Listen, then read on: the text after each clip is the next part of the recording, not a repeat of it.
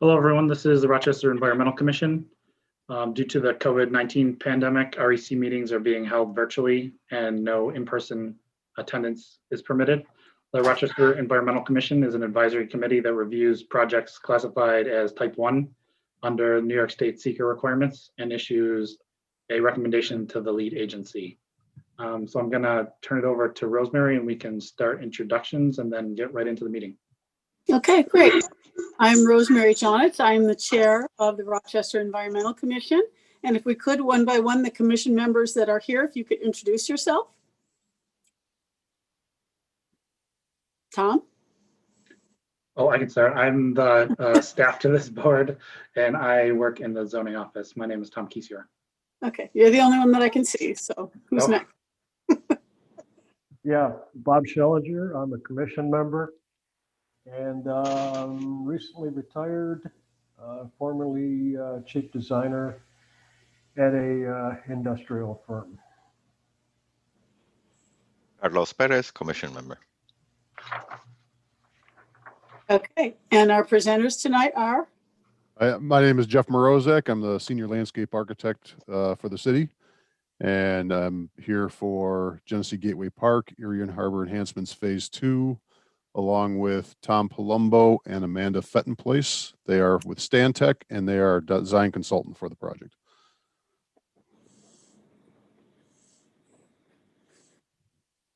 Okay. Would each of them like to introduce themselves or are we good to go start with the presentation? Sure. I'm Tom Palumbo from Stantec. I am Amanda Fettenplace from Stantec also. Okay, great. All right, so who would like to start the presentation? Sure, that'll be me, Jeff Morozek. So just to give kind of a back up and give a overview, this is phase 2 we're here to present, but just to give a sense of why this is phase 2, I'll step back to look at the phase 1. The image that's on the screen is the overall project area. Genesee Gateway Park is the entire east side of the river, public-owned parkland, extending from Ford Street in the south all the way up to the Frederick Douglass Susan B. Anthony Bridge in the north. The Genesee Riverway Trail is continuous throughout its length.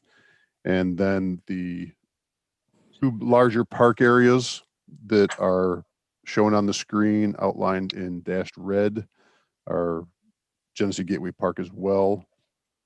There we go. The South Park area down by Ford Street, that's largely a passive open space area now. And then the park area to the north, just north of the Hamilton building, is also parkland that we'll be making some improvements on with this project. The phase 1 project was completed in 2012 in conjunction with the private redevelopment of the Erie Harbor apartments. Those are the white buildings shown in the gray area. There you go. So we did some public improvements along with that private development that improved neighborhood connectivity, basically from the South Wedge neighborhood into and to the Genesee River and the Genesee Riverway Trail.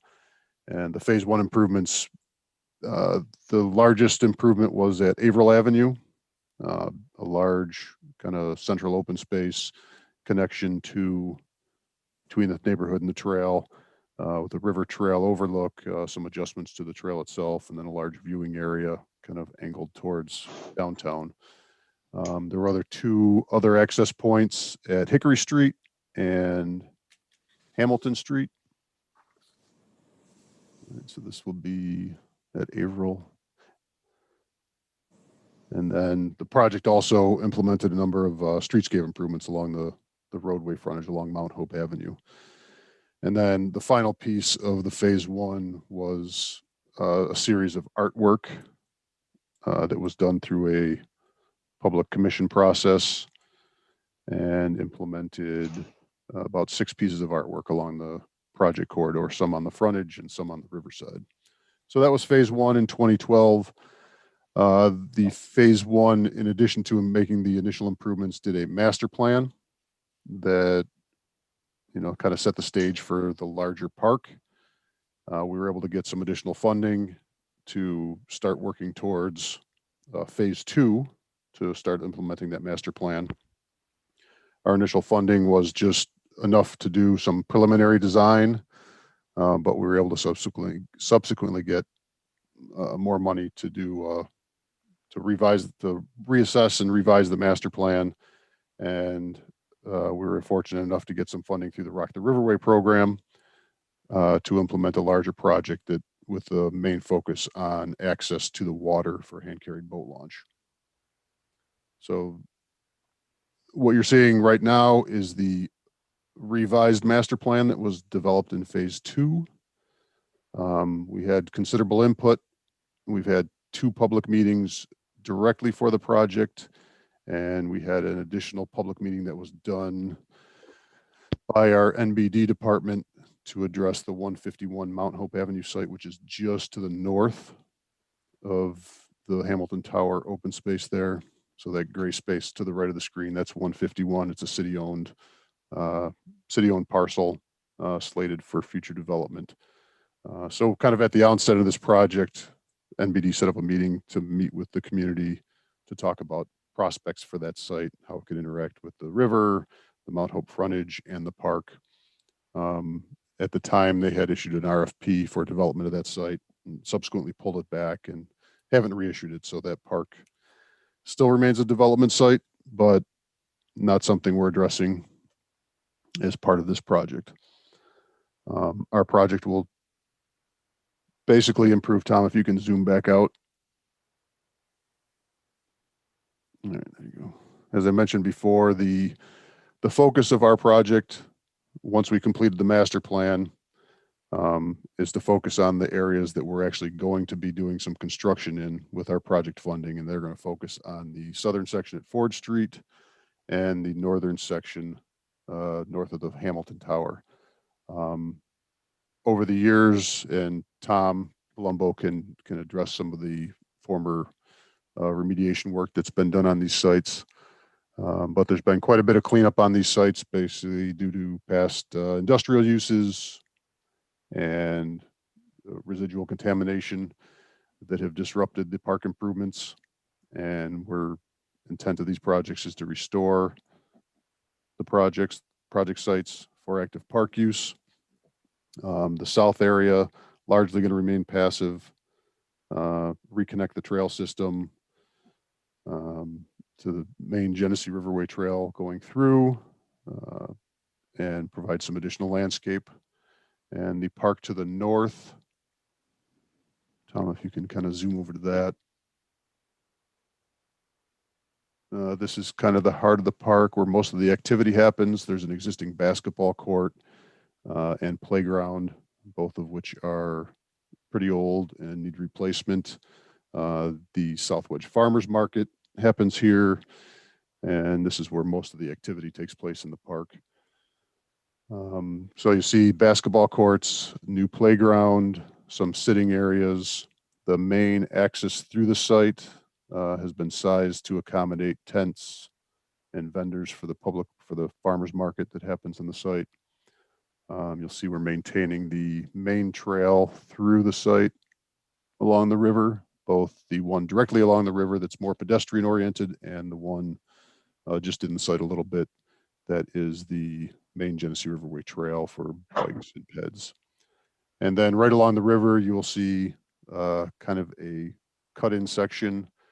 Intent is to build in a hand-carried boat launch for canoes and kayaks, and also for emergency access for deployment of the Rochester Fire Department's inflatable boat. So we've been coordinating with them as well to make sure we're providing access for emergency response purposes. Tom, do you want to talk about some of the environmental issues on site? Sure. So as Jeff mentioned, there has been some remediation that's occurred both in the south section of the project as well as to the north at 151 Mount Hope. There is a soil management plan that's in place that has been approved, has been kind of reviewed and approved by DEC, and is what we'll need to follow as we do any earthwork or any modification of the soils. We're also in the process of establishing a beneficial use determination with DEC so that we can export material once it's been properly tested and we have a spot for it to go to. So from an environmental standpoint, I mean, there's a lot that we know. There is some impacts. We know a lot of it, and we've kind of taken a proactive approach as to how we're going to test for it, how we're going to handle that material as we move forward through construction. Other really environmental pieces really relate to work on the river wall and the associated permits with doing that. The project is funded through Department of State, so we do have Department of State review oversight. The wall work includes Army Corps of Engineers, DEC, because the Genesee River is a wetland, is considered a protected water. Coast Guard. Oh, there's a whole variety of them. New York State Parks and Historic Places and Recreation. So we've initiated that permit process. Things have been moving forward with them. We've completed a mussel survey because this part of the river is subject to potential habitat for mussels, endangered and listed mussels. We have completed that survey. We have found some. Those may need to be, prior to construction, we may need to go back in there and relocate those mussels to adjacent areas so that they're not impacted if we do work. As far as floodplains and floodways go, we don't really see any impact because of the way this this hand carry launch is being proposed. It's totally inset or outside of the original floodway for the river itself. That is it's also designed to be ADA accessible so that we have a ramp on one side that people will be able to load in from, as well as the ramp itself for the boats themselves. I think that's about it from a high level. So I mean, we certainly can kind of go through things and discuss them with you as you have questions. I have some questions. Sure. Can you tell me, I'm not seeing anywhere in the diagram, bike racks. Do you have bike racks? Yeah, Tom, if you could go to the actual plans we submitted.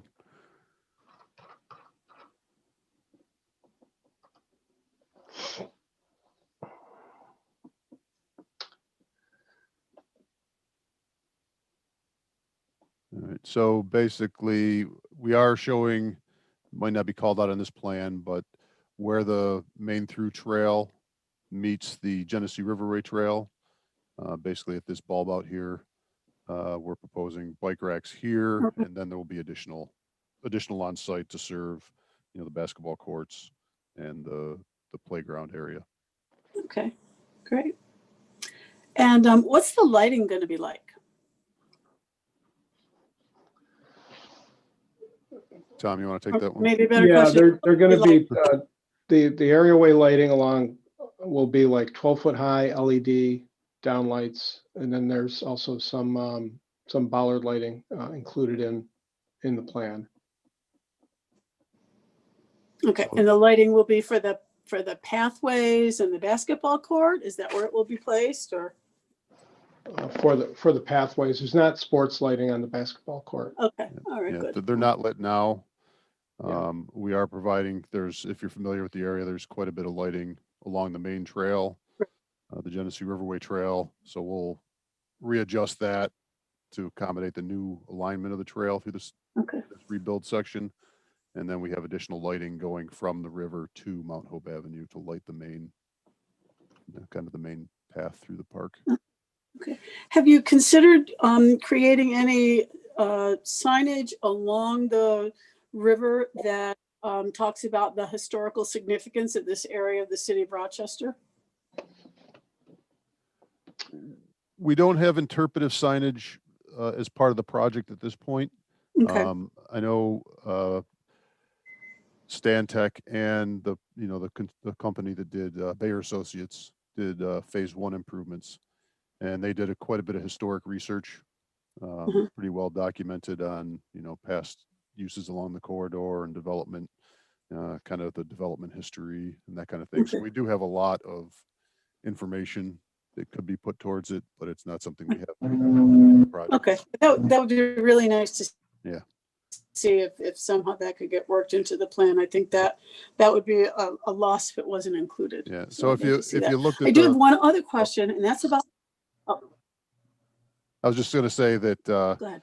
a lot of that history was built into the first phase. If you go, if you look at that Right. central entryway on the phase 1 improvements, even the plantings themselves, the way the orientation is, a lot of that reference, even the stone blocks that line the path, all of that reference the historic Oh, good. uses on the Okay. site with the train, kind of the train and the rail yards that were along this section, kind of orienting, very linear to reference the former train alignment.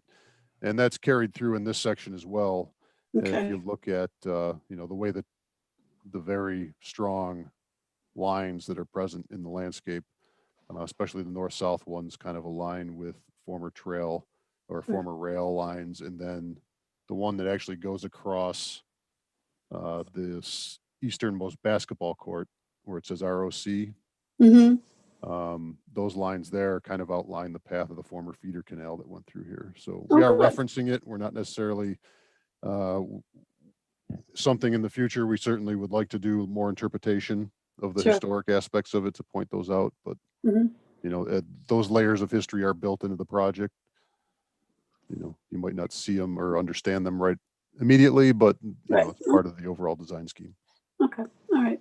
And then my next question is about parking. I believe I read that you're not planning on developing any new parking for this. Is that correct? Right. We intentionally not adding parking to the park itself. We have a very heavy programming element to fit the needs on the park space, and to give over parking to that, we didn't think that was appropriate at this point. We understand that for the hand carried boat launch to be as successful as we would like it to, we need parking and drop off. So 2 things: there is parking on Mount Hope Avenue, right along the road, and bump outs that people can park in. Right. But we have looked and have some initial approvals to actually do parking on 151 Okay. in the future. The way it's used now, people actually use it for the farmers market now. Right. Yeah, that's what I'm thinking of. Yeah. Yeah. So our hope is that, this, people are going to be using this hand carried boat launch. And, we've kind of developed a plan. It's not shown in these because we don't have the funds to implement it now, but we have programmed in for future phase a drop off using 151, kind of hugging the park face, Oh, nice.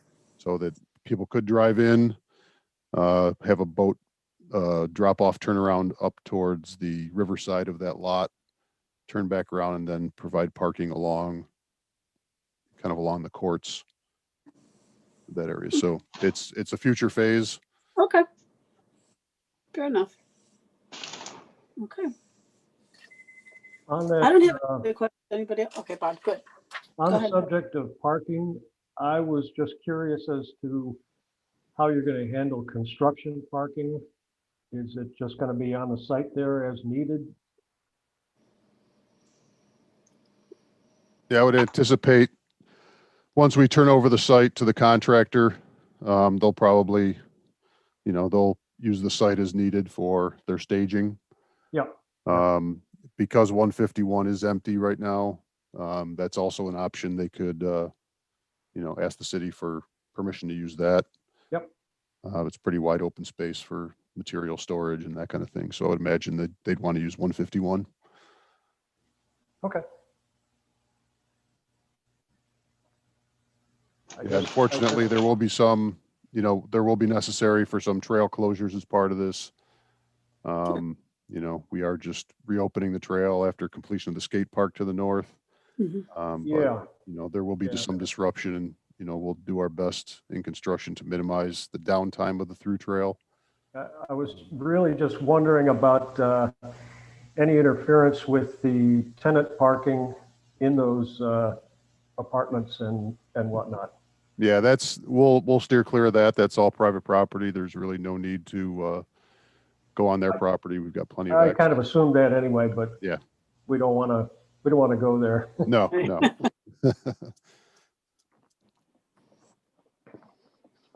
Okay. Any other questions? I had maybe one and a half questions. Sure. You get through? The write-up said that the soil that was contaminated had been remediated, and it gave the DEC reports, which I didn't get time to go through in great detail. But I also assume from the write-ups, it said that there's no substantial foundation work going to be going on this project. Correct statement? Correct. I mean, really, the only foundation excavation is going to be for the wall as we kind of inset it for the hand carry boat launch. Yep. And Yep. there will be some foundations under the playground, depending on what kind of structure we end up with Right. in there. They But look that's pretty kind of, yeah, so that they did a majority of the remediation there. Even though they remediated, there's still a soil management plan we need to follow. So we're going to still be having to follow those guidelines. Yep. And we'll have as part of our construction oversight, we'll have someone on site to monitor the excavations and, observe anything Sure. that comes out of the ground. Yep. Treat it appropriately. Know how that's done, so that's fine. And my last half question, on the foundations, are there any pilings going to be driven, or how do you, I just am not familiar with how you build these, the hand carry boat launches themselves. So are you going to have to block the water, but when you're doing the concrete work, or Yeah. somehow? So we'll do most of the work, try to do most of the work in the dry behind the existing wall. We need to evaluate the foundation system right now. It could be a spread footer system. Rock isn't very deep. I mean, it could be micro piles. Once we get the majority of that completed, we'll have a coffer dam in the river, and then we'll cut through the wall and lower the wall so we can then still work in the dry, but Sure. we'll try to minimize the time that the coffer dam is in the river. Yep. No, I follow all of that, and that's fine. That's all I have. I don't have any questions. Okay. All right. Well, I think we are all set then. Thank you very much. Yeah, thank you. And, Yep. thank you for your time. Great. Thank you so much for your time. Thanks, everybody. Thank you. Bye.